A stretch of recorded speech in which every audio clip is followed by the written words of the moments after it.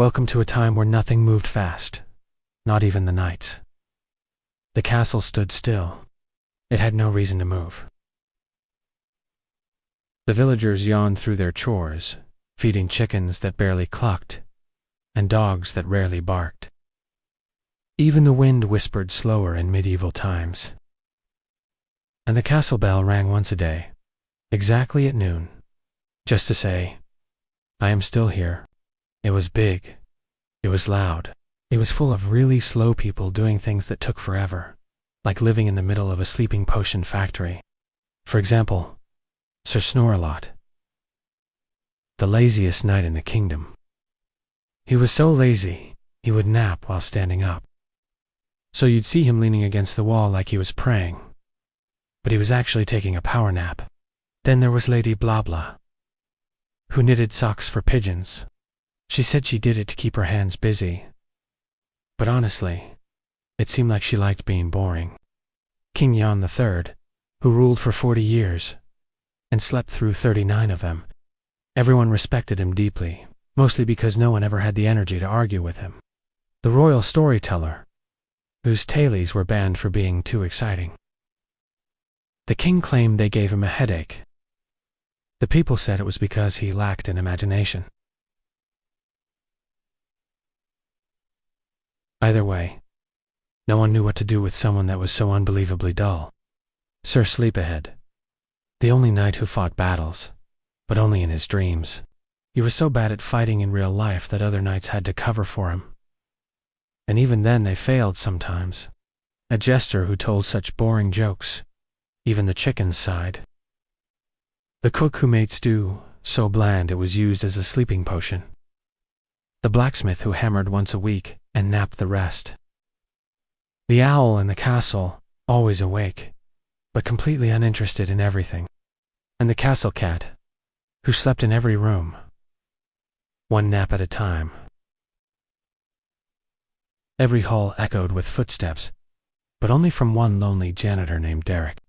Derek was the heart and soul of the castle, although no one knew how or why he kept it clean. It was a mystery. Tapestries depicted legendary naps of old. Heroes snoring under oak trees, knights dreaming peacefully between battles. Even the fierce dragons were shown taking little siesta. The moat, full of yawning frogs and snoring fish. The throne creaked more than the king moved. The tower clock ticked so slowly, you could nap between ticks. Tea time happened 7 times a day. Every royal decree ended with, "Do this tomorrow if you feel like it." Guards stood still for so long. Birds built nests on their helmets.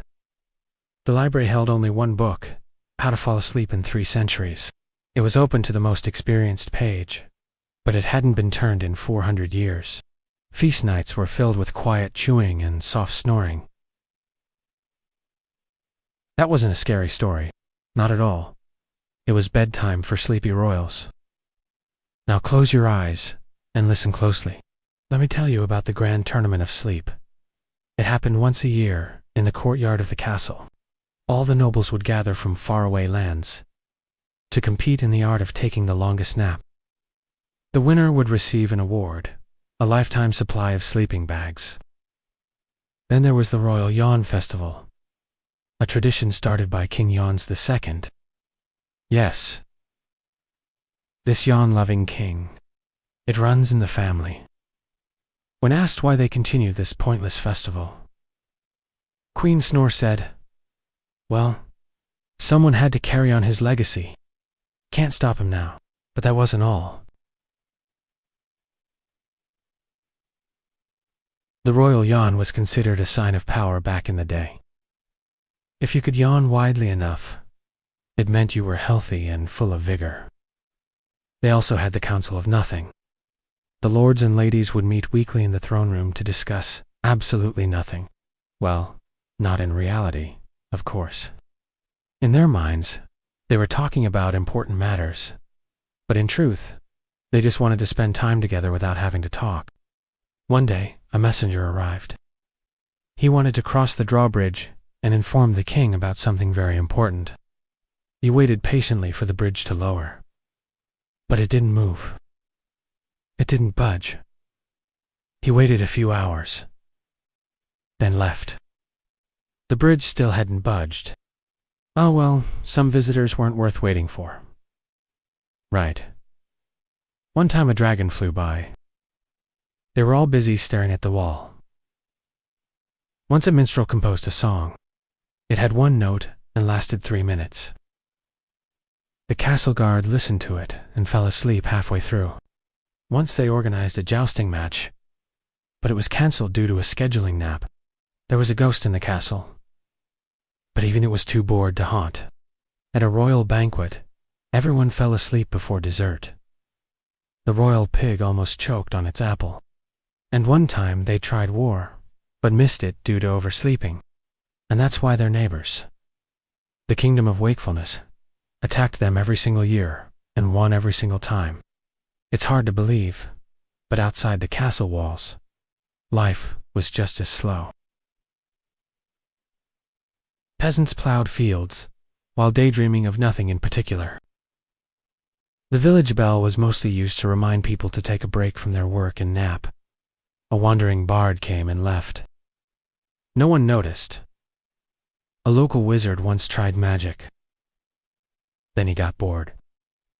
The town crier mumbled news so dull, people forgot it. The local dragon wrote a complaint letter, but never sent it. Once they celebrated a festival of candles, where everyone sat around watching the wax melt. The forest nearby, full of trees that leaned from boredom. Even the cows walked slower, just to match the vibe. Rain was so soft, people mistook it for fog. Outside the castle walls, a small cottage nestled amidst the trees. Inside lived an old woman who spun tales as old as time. Her stories filled with brave knights and daring quests. However, in the castle, Sir Snorelot tossed and turned. He had lost his favorite pillow, the one shaped like a cloud that Nana used to knit for him. He searched high and low, but to no avail. Desperate for a good night's sleep, he decided to seek out the old woman and her magical stories. As he approached her cottage, he heard the laughter and chatter of the villagers and saw the warm glow coming from the windows. The old woman opened the door and, seeing the troubled knight, invited him in. She offered him a seat by the fire and asked about his woes. When Sir Snorelot explained his predicament, she smiled knowingly. "Ah, you need a good story to lull you back into dreamland," she said. And with that, she began to spin a tale of a valiant knight who embarked on a perilous journey to find a magical pillow that could grant him eternal slumber.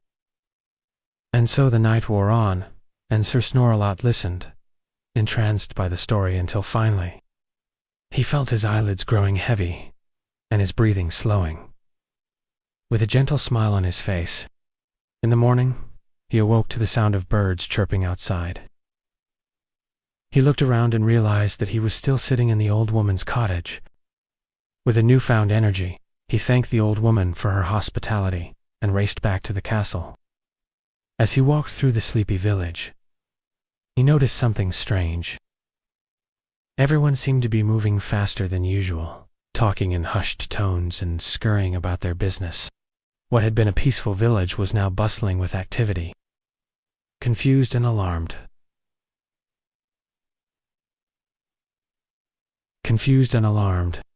But as he approached the towering structure, he noticed that it, too, seemed different. The drawbridge was raised, and the gates were locked. He pounded on the gates, shouting for them to be opened, but no one answered. He looked around and realized that the usually busy courtyard was deserted. He raced toward the throne room, but as he entered, he gasped in horror.